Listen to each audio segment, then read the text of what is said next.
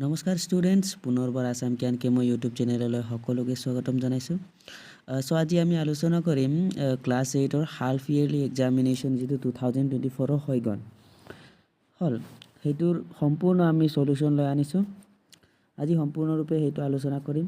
আৰু যদিহে তোমালোকে চেনেলটোত ভিজিট কৰিছা, প্লিজ ছাবস্ক্ৰাইব কৰিবা। তোমালোকে ভিডিঅ'বোৰ চোৱা কিন্তু ছাবস্ক্ৰাইব নকৰা, ঠিক আছে। প্লিজ ছাবস্ক্ৰাইব কৰি ৰাখি দিবা আৰু এনেকুৱা ভিডিঅ' পাই থাকিবলৈ। আৰু তোমালোকৰ আছামিজটো কৰি দিয়া হ'ল আৰু সায়েন্সটো বি কৰি দিয়া হ'ল। ডিছক্ৰিপশ্যনত লিংক দি দিম, তোমালোকে সেইটো চাই ল'ব পাৰিবা। অ'কে, সো আজি বলা আজিৰ ক্লাছটো আৰম্ভ কৰোঁ। আমাৰ প্ৰথম কুৱেশ্যন আছিলে আজিৰ প্ৰথম কুৱেশ্যন কি আছিলে আমাৰ পুষ্যবৰ্মন বিখ্যাত কাৰ সমসাময়িক আছিল? কাৰ আছিলে?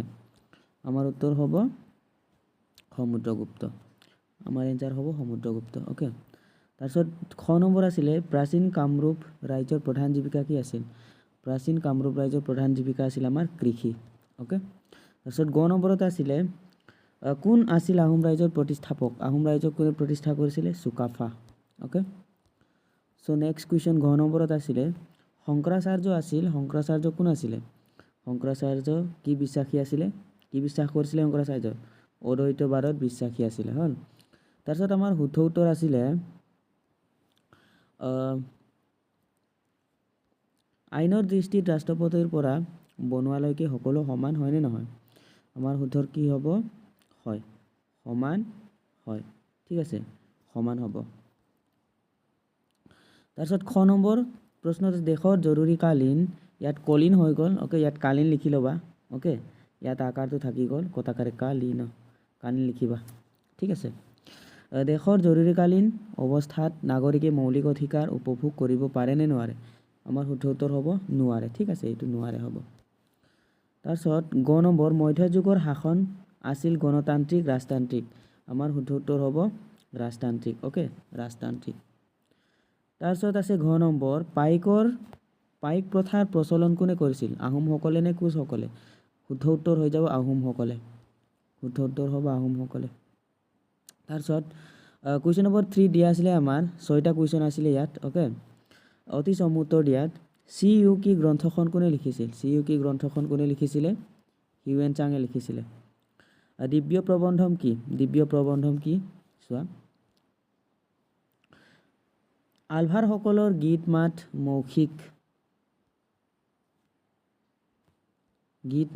মৌখিক সাহিত্যৰ কীৰ্তিৰাজ পৰৱৰ্তী কালত সংকলিত ৰূপত প্ৰকাশ পায়। আলভাৰসকলৰ এই সংকলিত সাহিত্য সম্ভাৰকে কি বুলি কোৱা হয়? দিব্য প্ৰবন্ধম বুলি কোৱা হয়। Okay, so Vasco da Gama ক'ৰ নাগৰিক আছিলে? ভাস্কো দা গামা পৰ্তুগীজৰ নাগৰিক আছিলে। হ'ল, এতিয়া LPGৰ ফুল ফৰ্ম কি আছিলে? Liquefied petroleum gas. তাৰপিছত ইং নম্বৰত আছিলে ভূপৃষ্ঠত কিমান শতাংশ পানী আছে? কিমান শতাংশ আছে? 71%, 71%। অ'কে, 71%। এতিয়া আহিলে প্ৰথম নম্বৰ চুনামি কি? চুনামি কি আহিছে? অ'কে, ভূমিকম্পৰ ফলত সাগৰৰ বুকুত সৃষ্টি হোৱা ঢৌক কি বুলি কোৱা হয়? আমি চুনামি বুলি কোৱা হয়। অ'কে, তাৰপিছত 4 নম্বৰত আছিলে চমু উত্তৰ দিয়া। এটা কুৱেশ্যনত 2 নম্বৰকৈ আছে ইয়াত। অ'কে, এটা কুৱেশ্যনত 2 নম্বৰকৈ আছিলে শৰাইঘাটৰ যুদ্ধ কাৰ মাজত হৈছিলে? শৰাইঘাটৰ যুদ্ধ কাৰ মাজত হৈছিলে? আহোম আৰু মোগলৰ মাজত। হ'ল, আহোম আৰু মোগলৰ মাজত কাৰ নেতৃত্বত হৈছিলে আৰু কিমান চনত হৈছিলে? আমাৰ 1600, ঠিক আছে, 1671 চনত হৈছিলে। কাৰ নেতৃত্বত হৈছিলে? কাৰ নেতৃত্বত হৈছিলে? আহোমৰ ফালৰ পৰা লাচিত বৰফুকন আছিলে। হ'ল, আহোমৰ ফালৰ পৰা লাচিত বৰফুকন আছিলে, মনত ৰাখিবা সেইটো, লাচিত বৰফুকন। হ'ল, বৰফুকন। আৰু মোগলৰ ফালৰ পৰা আছিলে কাৰ নেতৃত্বত হৈছিলে? ৰামসিংহৰ নেতৃত্বত আছিলে। ৰামসিংহৰ নেতৃত্বত। হ'ব, সেইটো মনত ৰাখিবা, লিখি ৰাখিবা তোমালোকে। সেইটো হৈছিলে ৰামসিংহৰ নেতৃত্বত। মোগলসকলৰ ফালৰ পৰা আছিলে ৰামসিংহ আৰু আহোমসকলৰ পৰা আছিলে লাচিত বৰফুকন। বাণিজ্যবাদ বুলিলে কি বুজা? এতিয়া চোৱা, বাণিজ্যবাদ বুলিলে কি বুজা? বাণিজ্যবাদ শব্দটো ব্যৱসায় বাণিজ্যৰ লগতে জড়িত বুলি অনুমান কৰিব পাৰি।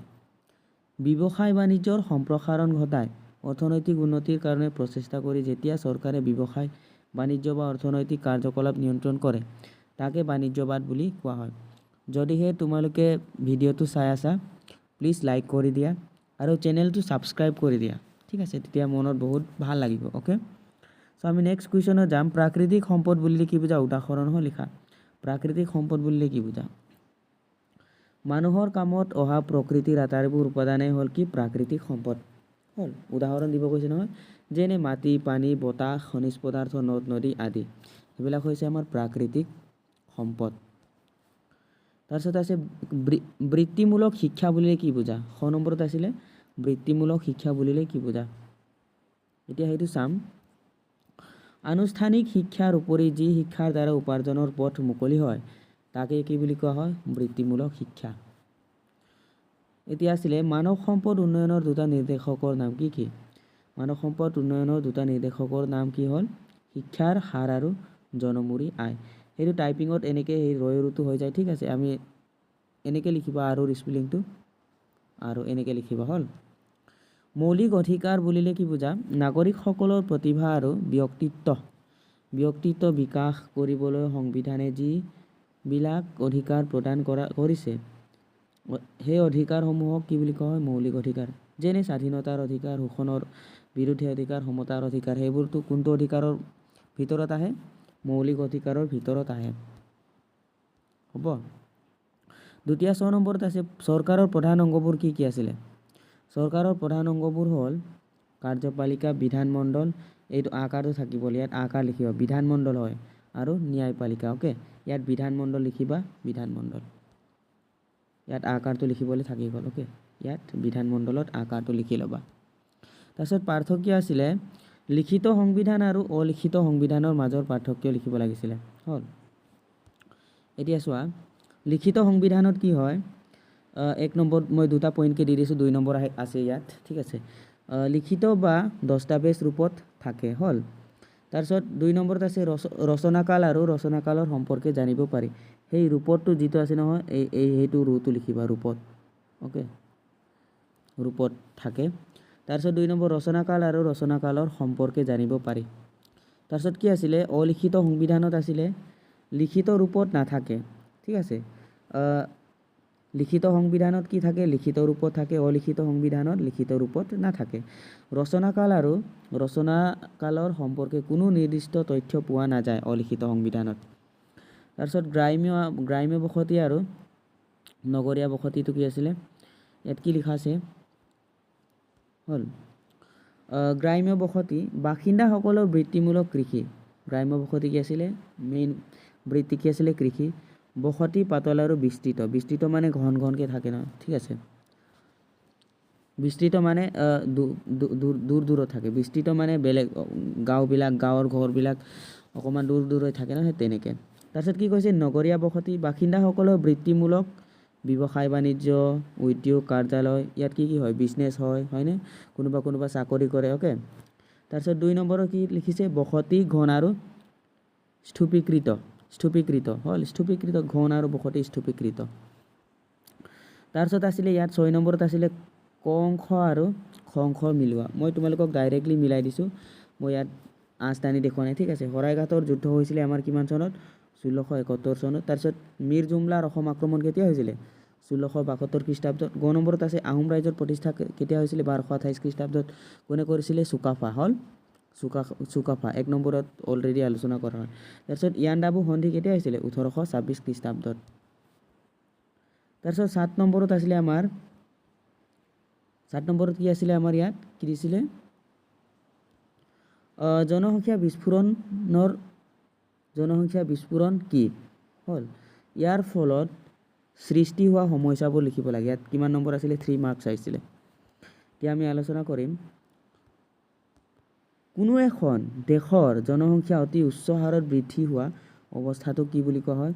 বিস্ফোৰণ বুলি, জনসংখ্যা বিস্ফোৰণ বুলি কোৱা হয়। ইয়াৰ অসুবিধাসমূহ তোমালোকক পইণ্ট ৱাইজ লিখি দিছোঁ, পইণ্ট ৱাইজ মনত ৰাখিবলৈ সুবিধা হ'ব বুলি।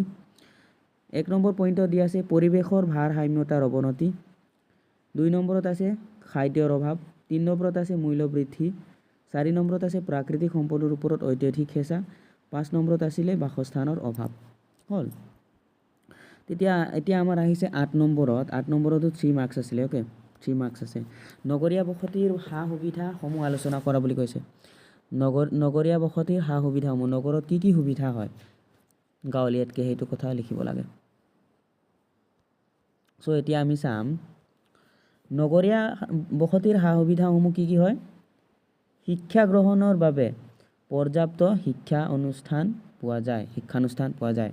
2 নম্বৰত কি কৈছে, উন্নত চিকিৎসা সেৱা পোৱা যায়। ডক্টৰবিলাক ওচৰত থাকে হয়নে, গতিকে সোনকালে লৈ যাব পাৰে কোনোবা বেমাৰ হ'লে, সেইটো কথা উল্লেখ কৰিছে।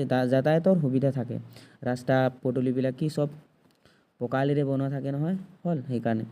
তাৰপিছত বেপাৰ বাণিজ্যৰ বাবে পৰ্যাপ্ত ব্যৱস্থাসমূহ উপলব্ধ, দোকান বজাৰ সেইবিলাক থাকে। তাৰপিছত পৰিকল্পিত ঘৰ দুৱাৰ দোকান বজাৰ ব্যৱস্থা থাকে, সেইটো কথা উল্লেখ কৰা হৈছে। হ'ল, বুজি পাইছা আশা কৰিছোঁ।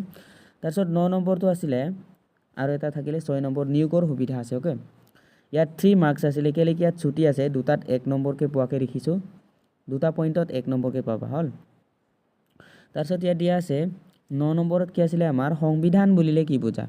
অ'কে, সংবিধান বুলিলে কি, ভাৰতীয় সংবিধানৰ 3টা বৈশিষ্ট্য লিখিব লাগে। সংবিধান হ'ল কিছুমান ৰীতি নীতি বা আইন কানুনৰ সমষ্টি। ইয়াত চৰকাৰৰ বিভিন্ন অংগসমূহৰ গঠন, ক্ষমতা আৰু কাৰ্যাৱলীৰ বিষয়ে লিপিবদ্ধ কৰা হয়। তাৰপিছত ইয়াৰ বৈশিষ্ট্যটো চাম। হ'ল, আমাৰ প্ৰথমত দিয়া আছে প্ৰস্তাৱনা। ভাৰতীয় সংবিধানৰ প্ৰস্তাৱনা হৈছে এটা উল্লেখযোগ্য বৈশিষ্ট্য, ইয়াৰ সাংবিধানিক তাৎপৰ্য যথেষ্ট। তাৰপিছত 2 নম্বৰত কি আছে, সাৰ্বভৌম ৰাষ্ট্ৰ। ভাৰতৰ সংবিধানৰ প্ৰস্তাৱনাত সংবিধানে ভাৰতৰ এখন সাৰ্বভৌম ৰাষ্ট্ৰ হিচাপে স্বীকৃতি প্ৰদান কৰিছে। হ'ব, তাৰপিছত কি আছে 3 নম্বৰ পইণ্টত আছে ধৰ্ম নিৰপেক্ষ। 3টা লিখিব কৈছে আৰু আছে আকৌ ইয়াৰ, ঠিক আছে, 3টা লিখিব কৈছিলে সেইকাৰণে 3টা লিখা হৈছে। 3 নম্বৰত কি দিয়া আছে, ধৰ্ম নিৰপেক্ষ ৰাষ্ট্ৰ। ধৰ্ম নিৰপেক্ষতা ৰাষ্ট্ৰ ভাৰতৰ এখন অন্য উল্লেখযোগ্য ৰাষ্ট্ৰ। ধৰ্ম নিৰপেক্ষতাৰ দ্বাৰা সংবিধানৰ ভাৰতত থকা সকলো ধৰ্মৰ লোককো সমান অধিকাৰ আৰু মৰ্যাদা প্ৰদান কৰিছে আৰু প্ৰত্যেক নিজ ধৰ্মৰ প্ৰচাৰ আৰু পালনৰ সুবিধা প্ৰদান কৰিছে। অ'কে, এতিয়া আমাৰ 10 নম্বৰ, সেইটো আমাৰ লাষ্ট কুৱেশ্যন আছিলে। মানৱ সম্পদ উন্নয়নত দেখা দিয়া অসুবিধাবোৰ কিদৰে দূৰ কৰিবা, পৰামৰ্শ আগবঢ়োৱা। ইয়াতো 4 মাৰ্কছৰে আছিলে। হ'ল, ইয়াতো 4 মাৰ্কছৰ আছিলে, সেইকাৰণে অকণমান দীঘলীয়াকৈ লিখিছোঁ। আজিৰ দিনত চৰকাৰে প্ৰদান কৰা বিভিন্ন সা সুবিধাসমূহ সত্ত্বেও বহু শিশুৱে আধাতে বিদ্যালয় ত্যাগ কৰে বা উচ্চ শিক্ষা ল'বলৈ আগবাঢ়ি নাযায়। এই ক্ষেত্ৰত অভিভাৱকসকল সজাগ সচেতন নোহোৱাৰ বাবে শিশুবোৰ সহজতে বিপথে পৰিচালিত হয়। গতিকে অভিভাৱকসকলৰ মাজত সচেতনতা অনাটো অত্যন্ত দৰকাৰী। অ'কে, তাৰপিছত চোৱা কি লিখিছে, তাৰ কাৰণে প্ৰয়োজনীয় উপায় বা ব্যৱস্থা গ্ৰহণ কৰাৰ স্থল আছে। দৰিদ্ৰতা নিৰাময়ৰ বাবে চৰকাৰে লোৱা বিভিন্ন আঁচনিবোৰ যাতে প্ৰকৃত হিতাধিকাৰীয়েহে পায়, তাৰ ক্ষেত্ৰত সঠিক ব্যৱস্থা গ্ৰহণ কৰা উচিত। বহু সময় সমাজৰ আৰ্থিকভাৱে সকলো লোকেই দুখীয়া নিচলা লোকৰ বাবে অহা সাহায্য আত্মসাৎ কৰাৰ অভিযোগ উঠে। অ'কে, তাৰপিছত ইয়াত দিয়া আছে এই ক্ষেত্ৰত প্ৰশাসনৰ তৎপৰতাৰ লগতে সামাজিক জাগৰণৰো কি হয় প্ৰয়োজন আছে। ঠিক তেনেদৰে আধুনিক বিজ্ঞানসন্মত চিকিৎসা পদ্ধতি আৰু ঔষধ আৱিষ্কাৰ হোৱাৰ লগে লগে মানুহৰ জীৱন ৰক্ষাৰ ক্ষেত্ৰত কি হয় জটিলবোৰ কমি আহিছে। চ' আজি আমি ইমানতে আলোচনা কৰিলোঁ। চ' যদিহে তোমালোকে ভিডিঅ'টো ভাল লাগিছে লাইক কৰি দিবা আৰু চেনেলটোত ছাবস্ক্ৰাইব কৰি ৰাখি দিবা, ঠিক আছে। আৰু বাকীবোৰ যিমানখিনি আলোচনা কৰা হৈছিলে ছায়েন্স আৰু আছামিজটো অলৰেডি আলোচনা কৰা হৈছে, তোমালোকক ডেছক্ৰিপশ্যনত লিংক দি দিম, সেইটো তোমালোকে চাই ল'বা। অ'কে, আৰু চেনেলটো ছাবস্ক্ৰাইব কৰিবলৈ নাপাহৰিবা। চ' আজিলৈ ভিডিঅ'টো ইমানতে, ধন্যবাদ সকলোলৈ।